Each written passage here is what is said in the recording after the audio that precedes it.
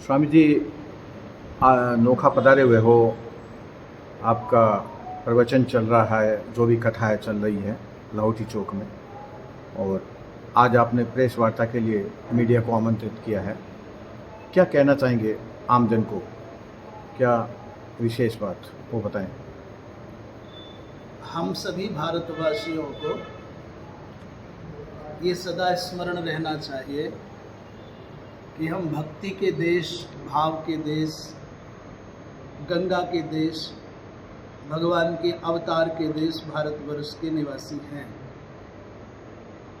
पूरे विश्व में ये सौभाग्य किसी और देश को, किसी और जाति को, किसी और मतांतर के मानने वाले को प्राप्त नहीं है कि उसके देश में भगवान का अवतार हुआ हो, उसके देश में गंगा के जैसी पावन पाप शोधनी पवित्र ब्रह्मद्रवा धारा बहती हो।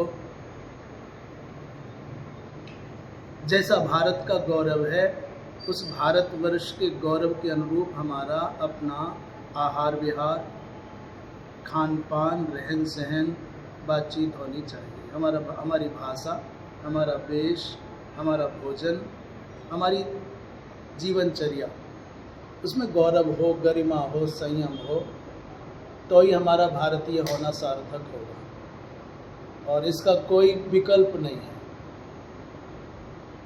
सच्चाई का, सदाचार का, विनम्रता का, सहन शक्ति का संसार में कोई मुकाबला नहीं है। विद्रोह से, हिंसा से, आक्रोश से, झगड़े से आज तक न पहले किसी को कुछ मिला, न आज मिल रहा है, न आगे कुछ मिलेगा। इसलिए सच्चाई के पथ पर चले, ईमानदारी की कमाई रोटी खाएं, दूसरों के जीवन में हमारे कारण खुशियां आवें, ऐसा हम कर पाए।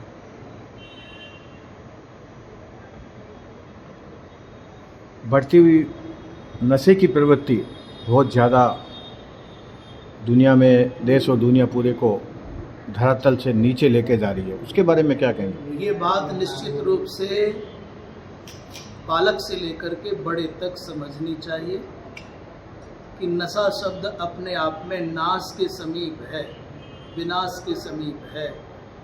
आज तक नशे के द्वारा किसी का विकास नहीं हुआ, आज तक नशे के द्वारा किसी का भी निर्माण नहीं हुआ। तो दूसरों से क्यों पूछने जाए हम नशा करें कि ना करें, हमारे लिए लाभदायक है कि हानिकारक है। आज तक के सामाजिक जितने भी उदाहरण हैं, जिन लोगों ने भी नशा किया, मदिरा पान किया, धूम्रपान किया, उनके जीवन को देख लीजिए। उपहास हुआ, विनाश हुआ, अपयश हुआ, जीवन अशांत हुआ, शरीर नष्ट हुआ, संपत्ति नष्ट हुई, सम्मान नष्ट हुआ। तो नशा नाश की जड़ है, नाश की जननी है।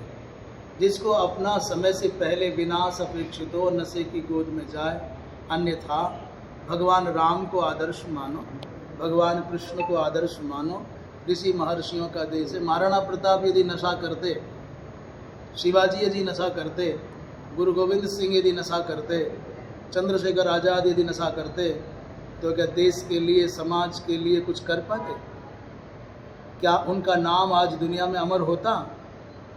इसलिए नशा करने वालों ने समाज को पहले भी कुछ नहीं दिया, आज भी कुछ नहीं दे पा रहे हैं, और आगे भी कुछ नहीं दे सकेंगे। अपना ही भला नहीं कर सकते तो दूसरों का भला क्या करेंगे? इसलिए नशे के जाल में जो जकड़े हुए हैं वो निकल कर के आए। हम संकल्प करें कि हम 10 बंधु भी अपने जीवन में नशे मुक्त बना सकें, नशा से मुक्त बना सकें, तो हमारा जागृत होना सार्थक होगा। इसलिए स्वयं नशा तो करना ही नहीं है, जो बेचारे फंस गए हैं उसमें उनको निकाल के लाना है। जिनके फंसने की संभावना है उनको सचेत करके बचाना है, तो हम समाज के लिए कुछ अच्छा कर पाएंगे। ये स्वामी श्री ब्रह्मानंद जी शाश्वत महाराज, आपसे हमारी मुलाकात हो रही है। कई साधु महात्मा संत शब्द का प्रयोग करते हैं, इसका शाब्दिक अर्थ क्या है? साधु एक विशेष गुण का नाम है, स्वभाव का नाम है। कोई भी व्यक्ति हो उसके जीवन में सरलता है, उसको साधु कहते हैं।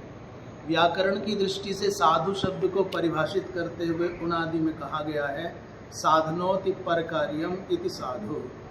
जो दूसरे के दुख दर्द में काम आने के स्वभाव वाले हैं उनको साधु कहा जाता है। हम दूसरी बात कह रहे हैं, साधनोति पर कार्यम माने पर कार्य क्या है?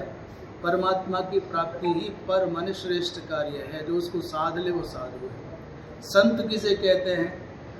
ऐसा मान ले सामान्य भाव से जिसने अपनी इच्छाओं का, कामनाओं का अंत कर लिया है वो संत होते हैं। साधु भिन्न है, संत भिन्न है, महात्मा भिन्न है, सन्यासी भिन्न है। सन्यासी परिव्राजक, यति, यति का तात्पर्य जिसने अब संसार की दौड़ से स्वयं को पृथक कर लिया है वो यति है। जिसने काम में कर्मों का, नहीं कर्म तो करता ही है, पर कर्मों के फल के प्रति अनासक्ति का भाव स्थिर कर लिया है वो सन्यासी है।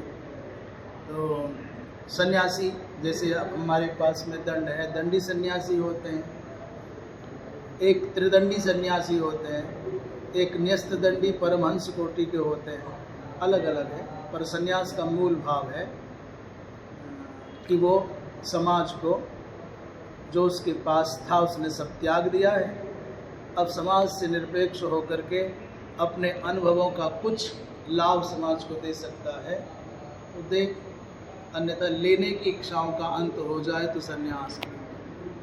क्या संदेश देंगे आप आम आवाम को? आपके चैनल के माध्यम से हम यही बात बार बार दोहराएंगे, सच्चाई के पथ पर चलो, अच्छाई के पथ पर चलो। दो शब्द हैं, अच्छा होना और अच्छा लगना। तो अच्छा लगने से लाख गुना अच्छा है कि अच्छे हों। हमारी अधिकांश सबकी चिंताएं हैं हम कैसे लग रहे हैं, अच्छे लग रहे हैं ना। तो व्यक्ति जितना जोर, जितनी चेष्टा अच्छे लगने के लिए करता है उसका 10वां हिस्सा भी प्रयास अच्छे होने के लिए कर ले। अपना भी भला है, परिवार का भी भला है, समाज का भी भला है, राष्ट्र का भी भला है। अच्छे लगें उससे अच्छा है कि अच्छे बने।